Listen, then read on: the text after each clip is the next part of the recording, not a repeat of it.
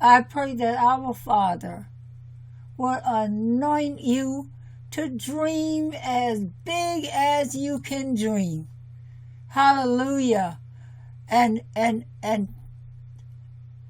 through your words and faith and courage and boldness, fight for your dream until it fully manifests. Is it a job you want? Just to make a living, to take care of yourself, or write that book or paint that painting? Hallelujah. Dreamers are very important. Joseph, in Genesis 37, 1-11, Joseph, one of the most famous dreamers and one of the most famous dream interpreters in the Bible. His first recorded dreams are found in Genesis 37.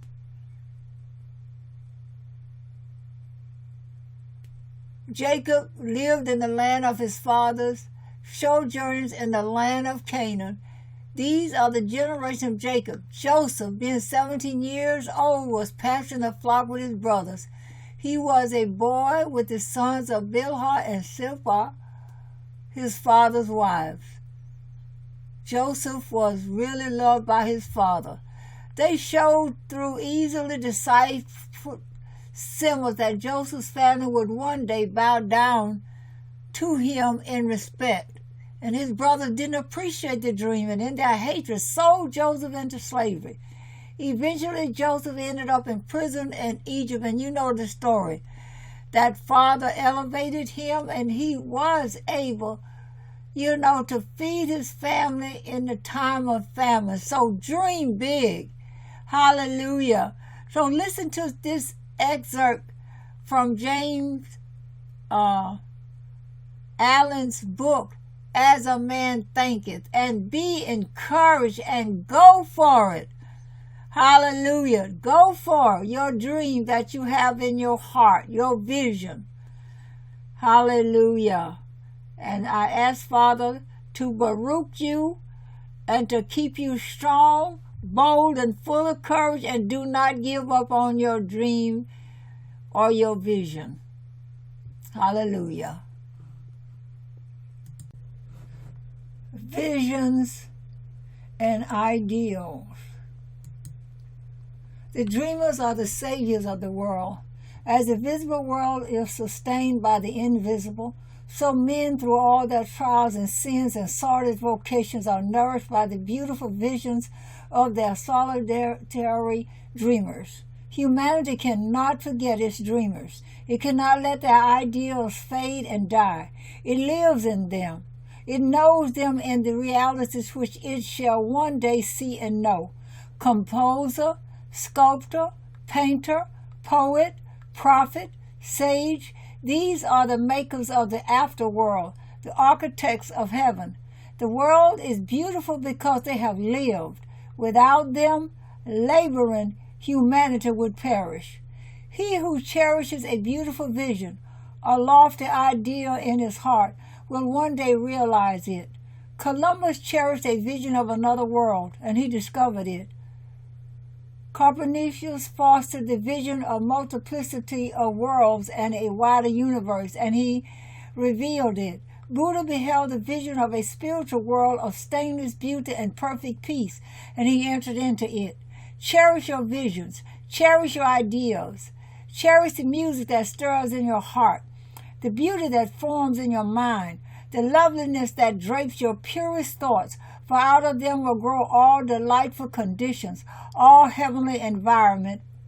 Of these, if you but remain true to them, your world will at last be built. To desire is to obtain. To aspire is to achieve. Shall man's basest desires receive the fullest measure of gratification and his purest aspiration starve for lack of sustenance? Such is not the law. Such a condition of things can never obtain. Ask and receive.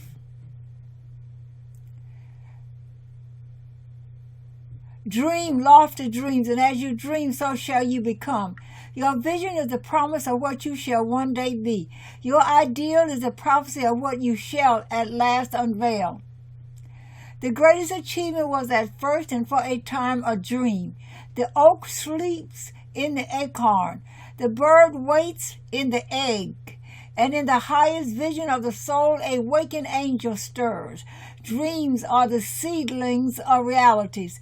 Your circumstances may be uncongenial, but they shall not long remain. So if you but perceive an ideal and strive to reach it, you cannot travel within and stand still without. Here is a youthful heart pressed by poverty and labor, confined long hours in an unhealthy workshop, unschooled and lacking all the arts of refinement. But he dreams of better things. He thinks of intelligence, of refinement, of grace and beauty. He conceives of, mentally builds up an ideal condition of life. The vision of a wider liberty and a larger scope takes possession of him. Unrest urges him to action, and he utilizes all his spare time and means, small though they are, to the development of his latent powers and resources. Very soon, so altered has his mind become that the workshop can no longer hold him. It has become so out of harmony with his mentality that it falls out of his life as a garment is cast aside, and with the growth of opportunities which fit the scope of his expanding powers, he passes out of it forever. Years later, we see this youth as a full-grown man. We find him a master of certain forces of the mind which he wields with worldwide influence and almost unequaled power. In his hands he holds the cords of gigantic responsibilities. He speaks, and lo, lives are changed. Men and women hang upon his words and remold their characters in sunlight. He becomes the fixed and luminous center around which innumerable destinies revolve. He has realized the vision of his youth. He has become one with his ideal. And you too, youthful reader, will realize the vision, not the idle wish of your heart, be it base or beautiful or a mixture of both, for you will always gravitate toward that which you secretly most love. Into your hands will be placed the exact results of your own thoughts. You will receive that which you earn, no more, no less.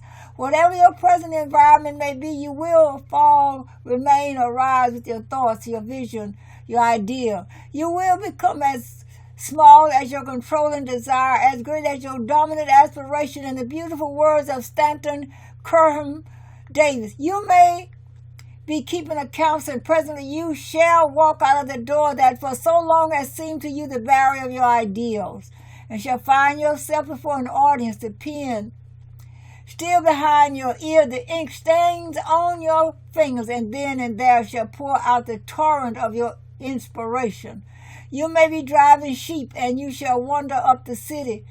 Bucolic and open-mouthed shall wander under the intrepid guidance of the Spirit into the studio of the Master. And after a time he shall say, I have nothing more to teach you. And now you have become the Master, who did so recently dream of great things while driving sheep. You shall lay down the saw and the plane to take upon yourself the regeneration of the world.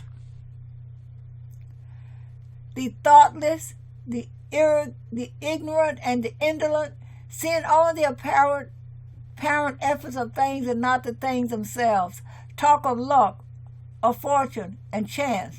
Seeing a man grow rich, they say, how lucky he is. Observing another become intellectual, they explain how highly favored he is.